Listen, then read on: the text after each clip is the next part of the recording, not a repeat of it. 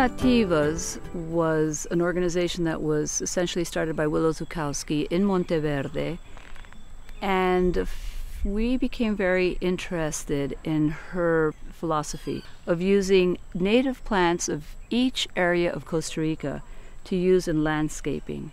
So Natalia Vega has been helping Willow with the organization of ProNativas, and we've had several meetings around the country and workshops, and what we're trying to do is get volunteers interested in using natives and propagating them. And so we go around the country talking to hotels or organizations that have the capacity to reproduce these plants, nurseries, anyone who's interested, so that when I do a landscaping project, either at a home or a hotel, I have a source of plants that I can use. Because if I go to the local nurseries, about, I would say, 90% or more of the plants in these local nurseries are exotics. They're brought in from Asia, South Africa. They're plants that are used very commonly throughout the world. So there's nothing truly unique about some of the gardens that are being created right now.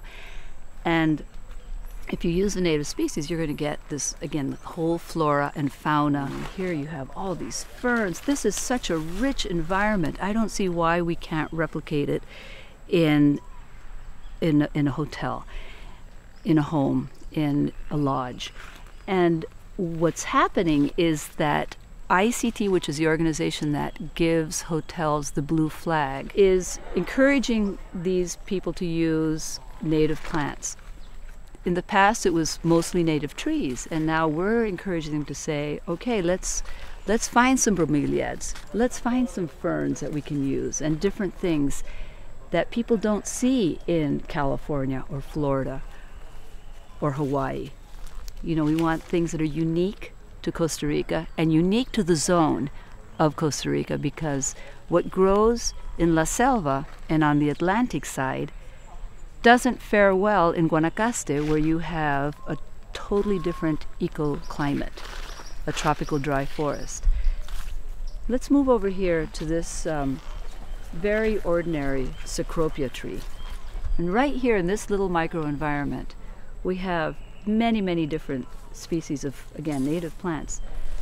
This is the lengua de vaca tree, which will attract many different kinds of birds because of the seeds that it produces, the fruit that it produces. This is a native costus, a beautiful little plant, just springing up and producing a lovely flower. You have some gorgeous ferns that are growing down below. And here's this lovely little orchid that you normally, unless you stop and look, you won't see it.